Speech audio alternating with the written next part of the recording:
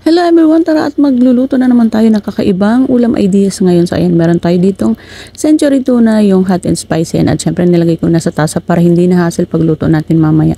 At ito naman yung ating mga sangkap na gagamitin. Ayan, sibuyas, bawang, pampalasa, at syempre ayan, maraming kamatis. So yan yung mga sangkap na ating lalagay sa ating lulutuing ulam ngayon. At syempre ito na nga ang ating lulutuin. So ayan, bihon. Siguro magtataka kayo kahit kasi bihon pero may kamatis. So yan nga ang ating itatry ngayon. So first time ko magluto nito, so kaya ayan, samahan nyo ako. So ito na nga, ginisa na natin yung ating mga sangkap, sibuyas, bawang, at syempre yung ating kamatis, gigisa din natin yan. Gisa-gisa lang natin yan dyan ng mga ilang minuto hanggang sa lumambot yung ating kamatis. So yan.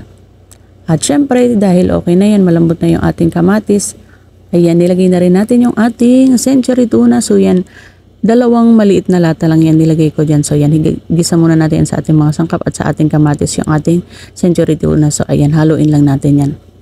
At syempre dahil okay na yan, lalagyan na natin yan ng tubig. Yung tubig na lalagay nyo depende sa dami ng inyong lulutuin na bihon. So yan.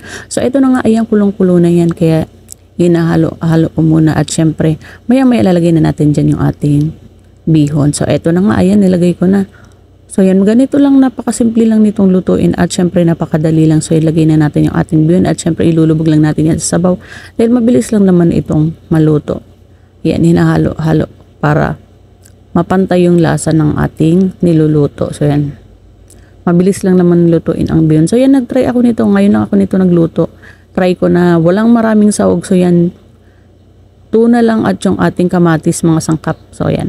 So ito na nga, dahil malapit na yun maluto, nilagyan ko rin ng dagdag na pampalasa. Ayan, nilagyan natin ng patis. So yan, patis lang ang nilagay ko dyan. Wala nang iba, hindi ko nilagyan ng asin, hindi ko nilagyan ng toyo. So yan, yung patis lang tsaka yung ating pampalasa na nilagay.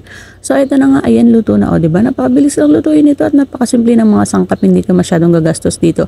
At syempre yung lasa nito talaga namang kakaiba, napakasimple ng lasa niya. Pero talaga namang magugustuhan ninyo. Kaya sa mga gustong mag-try nito, try ninyo itong aking on recipe ng gisadong bihon sa tuna at kamatis. So yan, panigurado mo gusto ninyo. Thank you for watching everyone!